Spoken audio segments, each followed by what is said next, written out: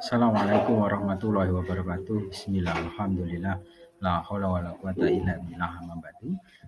Bagaimana kabarnya anak-anakku untuk kegiatan hari ini? Semoga anak-anak diberi kesehatan, kemudian juga tetap bisa mengikuti kegiatan hari ini dengan baik.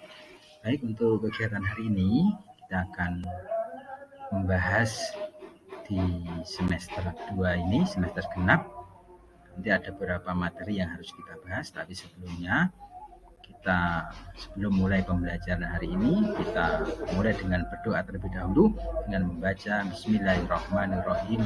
Raditu billahi robba wa bil islami dina wa bi Muhammadin nabiyya wa rasulah.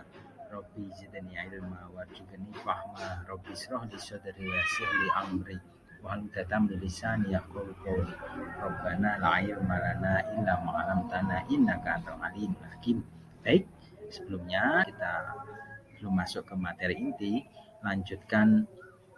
kita lanjutkan baca Quran surat An-Nas dengan harapan semoga kita bisa memperoleh hikmah atau kandungan yang ada dalamnya bisa kita implementasikan, kita aplikasikan dalam kehidupan sehari-hari.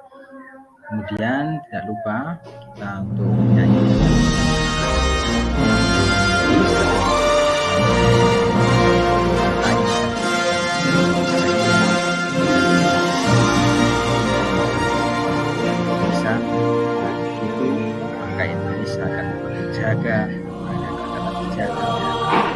Kemudian untuk berikutnya, kompetensi dasar untuk kegiatan hari ini adalah tentang menghayati hikmah ketentuan hutang piutang, kemudian menjalankan sikap tanggung jawab, kemudian menganalisis ketentuan hutang piutang, dan yang terakhir mengomunikasikan hasil analisis tentang tata cara hutang piutang.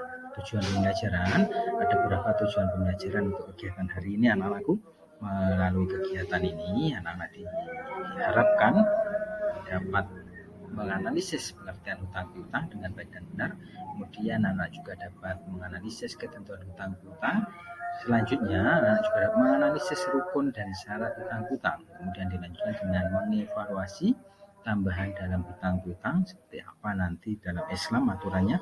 Dan yang terakhir adalah mendemonstrasikan praktik tata cara hutang piutang dengan baik dan benar sesuai ajaran yang Islam praktekkan atau yang sudah ditentukan oleh Islam. Kemudian gambaran untuk kegiatan hari ini kita akan bahas tentang satu pengertian dan dasar hukum hutang piutang. Kemudian dilanjut dengan hukum hutang piutang seperti apa ya nanti hukum hutang piutang itu, apakah haram ataukah sunnah dan lain sebagainya, nanti kita lihat. Kemudian ketentuan hutang piutang seperti apa ya ketentuan orang harus berhutang piutang. Kemudian adab atau tata cara orang yang berhutang. Yang terakhir adalah hikmah hutang piutang.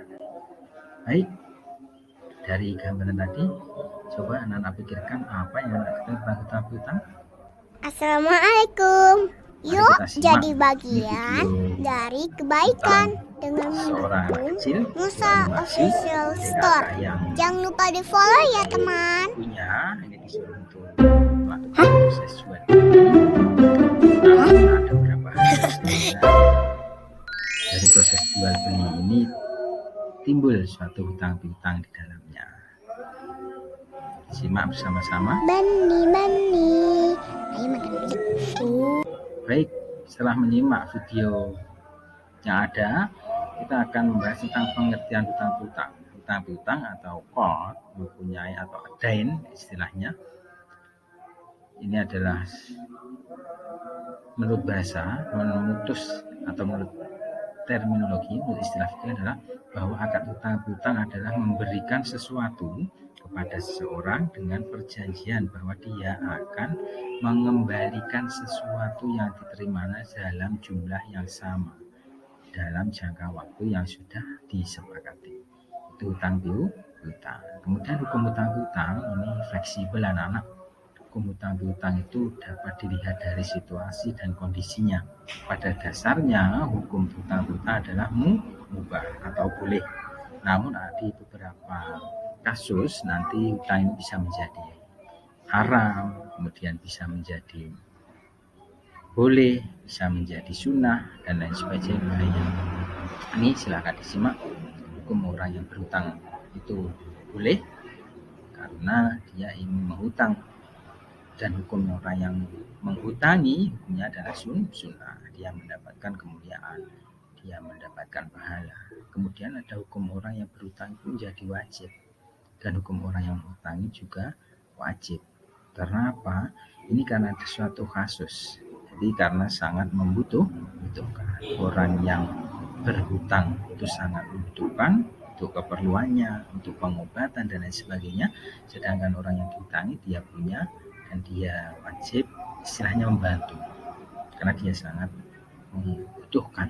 Kemudian hukum memberi hutang bisa menjadi haram jika terkait dengan hal-hal yang melanggar aturan syariat. Memberi hutang untuk membeli minuman keras, kemudian memberi hutang untuk biaya judi dan lain sebagainya. Lanjut anak-anakku, kemudian rukun dan syarat hutang piutang. Yang namanya rukun ini harus terpenuhi atau hal-hal yang harus ada ketika proses hutang piutang kan gitu ya. Nah, yang pertama yaitu tentunya ada orang yang berhutang dan orang yang dihutangi dengan syarat-syarat tertentu seperti balik, kemudian dia berakal, dia merdeka dan lain sebagainya.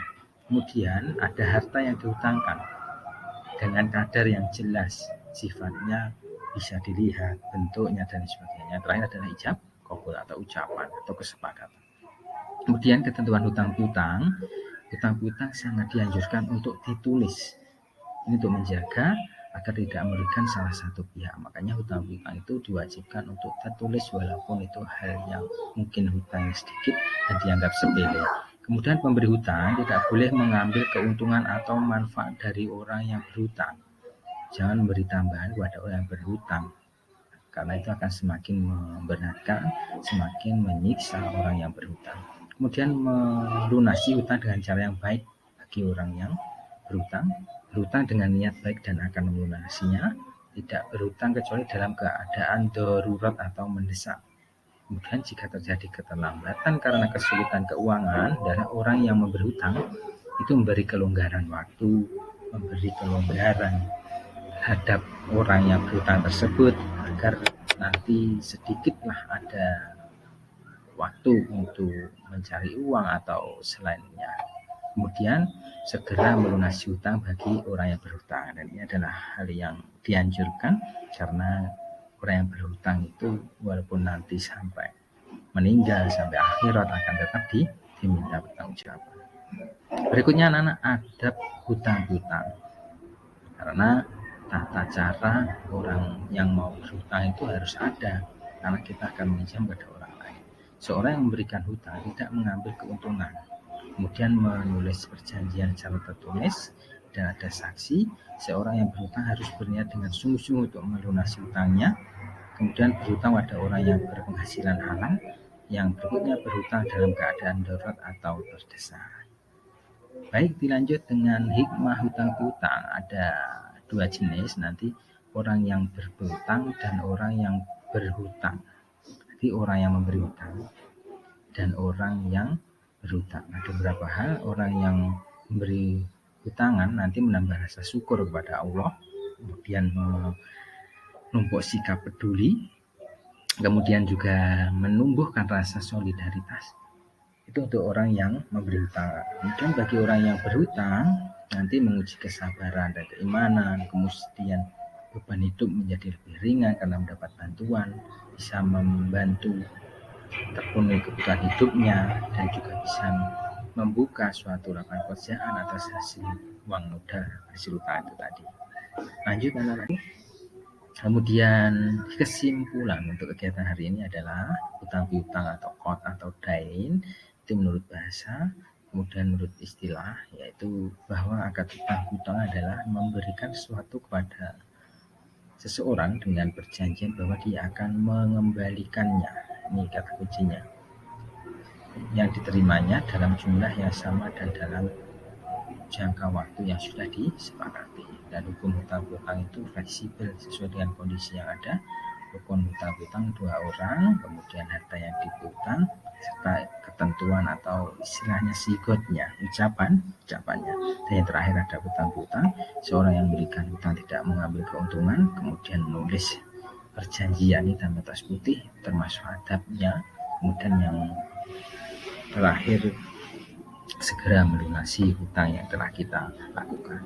Baik, itu anak-anakku materi untuk kegiatan hari ini. Semoga anak-anak bisa memahaminya lebih mendalam dan kita mencari referensi yang lebih banyak lagi, karena ini adalah salah satu referensi yang bisa anak gunakan untuk kegiatan pembelajaran tentang materi hutang dari Pak Ajak. Seperti itu, semoga nanti bisa lebih paham lagi. Sekarang kita baca doa kafaratul majelis. Subhanakallahumma wa bihamdik asyhadu an la ilaha illa anta astaghfiruka wa atubu ilaik, dengan harapan semoga kita bisa mengamalkan apa yang telah kita peroleh, dengan harapan semoga ilmu kita manfaat barokah. Amin. Syiratal mustaqim. Assalamualaikum warahmatullahi wabarakatuh. Terima kasih, sampai jumpa untuk berikutnya.